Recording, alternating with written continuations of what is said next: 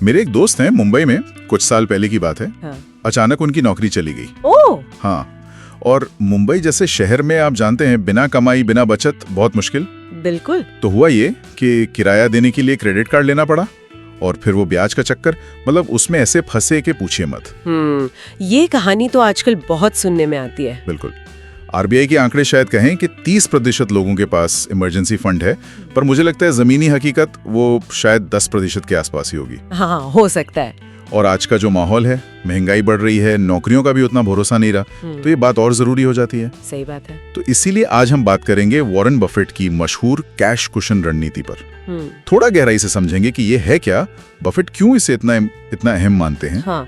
और हम भारतीय इसे कैसे अपना सकते हैं। बिल्कुल। भारतीय संदर्भ में क्यों इतनी मायने रखती है। ठीक है। तो पहले ये समझते हैं कि भारत में इसकी जरूरत क्यों है। देखिए, महंगाई दर आजकल 5.5% के आसपास चल रही है। हाँ। CMIE का डेटा कहता है कि 2024 में शहरी बेरोजगारी भी करीब 7% है। और फिर वो डर, अचानक कोई मेडिकल खर्चा आ गया तो IRDAI के हिसाब से भी आजकल अस्पताल में 50,000 से 2 लाख का खर्चा तो आम बात हो गई है। हाँ, ये तो है।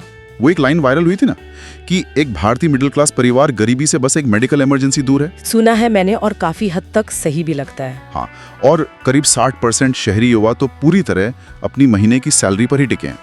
तो कोई भी अचानक आई मुश्किल उन्हें बहुत वल्नरेबल बना देती है। बिल्कुल। और यहीं पर वॉरेन बफेट का जो नजरिया है वो काम आता है। बताइए ना। उनके हिसाब से कैश रखने के 2 बड़े फायदे हैं। एक तो जब बाजार में कोई बढ़िया मौका दिखे एकदम से निवेश कर सकते हैं, मतलब जब दूसरे डर रहे हो आप खरीद सकते हो। अच्छा, अवसर का फायदा उठाना। हाँ, और दूसरा जो शायद ज्यादा जरूरी है कि मुश्किल वक्त में आपको मजबूरी में नुकसान उठाकर अपने अच्छे निवेश बेचने नहीं पड़ते। हाँ, ये बहुत बड़ी बात है। उनकी कंपनी बर्कशायर हैथवे खुद इसका उदाहरण है। वो हमेशा बहुत सारा कैश रखते हैं। पहले शायद $20 अरब था, आज तो करीब $350 अरब है। अरे बाप रे। वो इसे सिर्फ सेफ्टी नेट नहीं मानते, बल्कि अवसरों का इंतजार करने की ताकत कहते हैं। बफेट ने 2008 के संकट के टाइम कहा भी था, कैश किसी बिजनेस के लिए वही है जो ऑक्सीजन इंसान के लिए। क्या बात है, बिल्कुल सही। तो आसान शब्दों में कैश कुशन मतलब इमरजेंसी के लिए अलग रखा हुआ पैसा। ये कैश हो सकता है सेविंग्स अकाउंट में या लिक्विड फंड्स में, मतलब ऐसी जगह जहां से जरूरत पड़ने पर तुरंत मिल जाए। सोचिए, ये आपका पर्सनल फाइनेंशियल एयरबैग है। ठीक है। एयरबैग। तो ये एयरबैग बनाए कैसे, कोई तरीका है? हाँ, एक 4 कदमों वाली रणनीति सोच सकते हैं। बताइए। पहला कदम, हिसाब लगाइए कि जरूरत कितनी है। लक्ष्य रखें 6 से 12 महीने के सिर्फ जरूरी खर्चों का। अच्छा, सिर्फ जरूरी खर्च, जैसे किराया, खाना, बिल। हाँ बिल्कुल। जैसे अगर महीने का जरूरी खर्च 50,000 रुपए है तो आपका टारगेट हुआ 3 लाख से 6 लाख रुपए। और जिनकी आमदनी थोड़ी ऊपर नीचे होती है उनके लिए बेहतर है 12 महीने का टारगेट रखें, थोड़ी ज्यादा सुरक्षा। और हाँ, खर्चों को ट्रैक करने के लिए कोई एक्सेल शीट या ऐप इस्तेमाल करना बहुत मदद करता है। ठीक है, समझ गया। दूसरा कदम, पहले बचाएं फिर खर्च करें। ये बफेट का मूल मंत्र है। हाँ, ये सुना है। फिजूल खर्ची थोड़ी कम करनी होगी, जैसे बहुत सारे OTT सब्सक्रिप्शंस, रोज बाहर खाना, हर नया फोन या गैजेट लेना, इन पर थोड़ा कंट्रोल। बफेट खुद तो अरबपति होकर भी सालों तक वो साधारण सैमसंग फ्लिप फोन इस्तेमाल करते थे। हाँ, वही तो। शायद यही सादगी उनकी सफलता का एक राज हो सकता है। शुरुआत छोटी भी हो सकती है, महीने के 2,000 या 5,000 रुपए से भी, पर शुरुआत करना जरूरी है। सही बात है। तीसरा कदम क्या है? तीसरा कदम है इस पैसे को सही जगह रखना। यहाँ सबसे जरूरी है सेफ्टी और लिक्विडिटी, मतलब पैसा सुरक्षित रहे और जरूरत पर तुरंत मिले। तो कहाँ रखें? Savings account? हाँ, शुरुआती 1-2 महीने के खर्च के लिए सेविंग्स अकाउंट ठीक है। 3 से 7% ब्याज मिल जाता है। और उससे थोड़ा बेहतर रिटर्न चाहिए तो लिक्विड म्यूचुअल फंड्स हैं।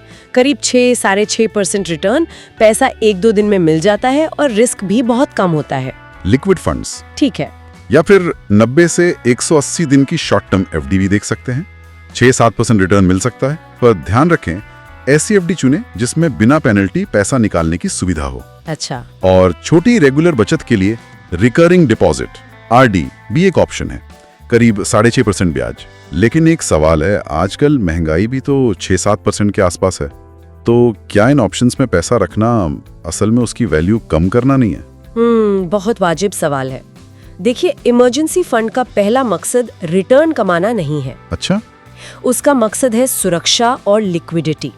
ये वो पैसा है जो आपको शायद आधी रात को भी तुरंत चाहिए हो सकता है। हाँ, बात तो सही है। हाँ, महंगाई इसे थोड़ा कमजोर करती है, ये सच है, लेकिन ये उस बड़े नुकसान से बचाता है जो मजबूरी में निवेश बेचने या कर्ज लेने से होता।